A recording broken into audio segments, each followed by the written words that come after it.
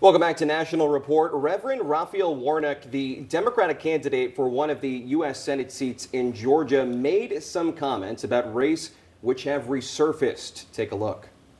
This is bigger than the normal kinds of partisan debates that go on. We're in a special moment. We are in an evil moment. We are in a tragic moment. And I suggest to you that our politics is symptomatic of our sickness. We've got a lot of problems, but I would not be a prophet if I did not tell you that racism is America's pre-existing condition.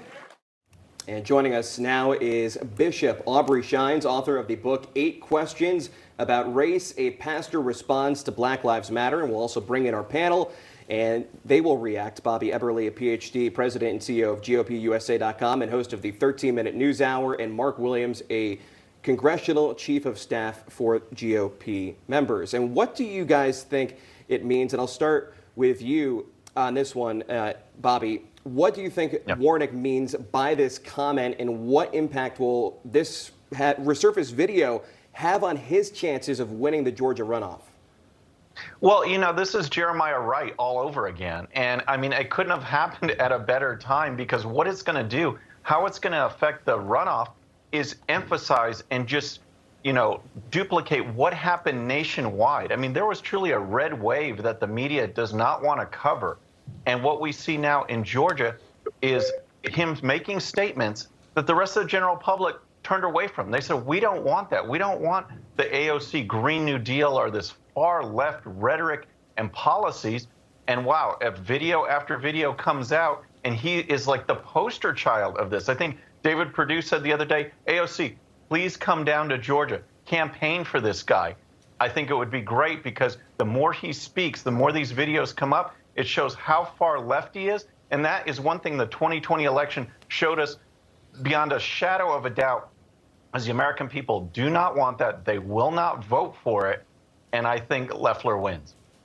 All right. And now I want to go to the bishop right now. And so in terms of racism, is this a pre-existing condition? And what are your thoughts on this whole situation? One of the things that we're seeing often, unfortunately, is there are these alleged videos. This is nothing new. This guy has believed this, and there are more videos. Unfortunately, the mainstream media really just won't pick this up. This guy is a guy that would defund our police. This is a guy that doesn't believe that our military should be involved. Yet it was the same military where hundreds of thousands of whites and 40+ thousands of black fought for the soul of this nation. He's a guy that wants to abandon our military, abandon black and brown and poor white people from having access to send their kids to a school of their choice. This guy is not just bad for Georgia. This guy is just bad. And if we don't come together, black and white, and denounce this type of rhetoric that this guy espouses, all of us, unfortunately, will feel the wrath of Marxism. And this is what this guy believes in. We got to make sure this guy never gets elected. And Mark, I want to bring you in right now. Why is it so hard for so many of these political candidates to just say we're all Americans, we should all be united? Why is there so much identity politics and this division based on race?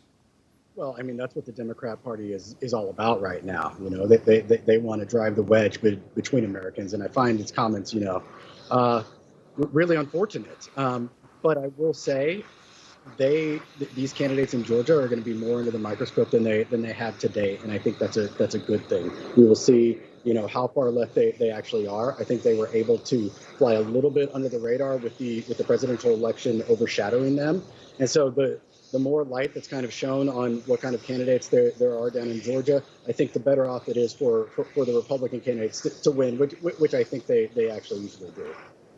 And now a question for you, Bishop. We have heard of a story in Orlando, Florida, at least in that area, of a Holocaust museum taking a lot of heat about putting George Floyd, an exhibit of him, in that museum. And having grown up around a lot of Holocaust survivors, you know, they have the tattoos of the numbers on their arms.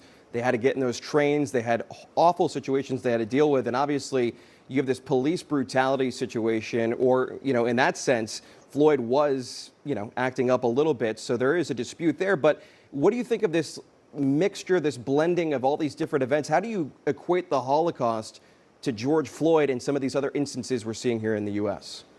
I think this is part of the venom that the left and the mainstream media continues to spew. Listen, my biological mother is a Jew, for God's sake. And when I hear this type of comparison, I don't know how we juxtapose 6 million innocent people being gassed to death, losing their life and family and everything. And then we look at George Floyd, where we have a system that will perhaps make sure that if police were wrong, then okay, they're going to pay the price for it. But how do we juxtapose what George Floyd was and what my people, my mom's side, have gone through? This is sickening. This is repulsive. And again, it's something that the mainstream media continues to do. And that is they want to identify people by groups, by race, by gender. And this is not what America is founded upon. We must take an active role, divorce ourselves from this if we're going to remain the United States of America. And I'll add, too, that it's amazing that the board of directors at that museum just made that decision to go through with putting in a George Floyd exhibit along with survivors and people who perished in the Holocaust. So Bishop Aubrey Shines, thank you so much. Bobby and Mark, stick around as part of our panel.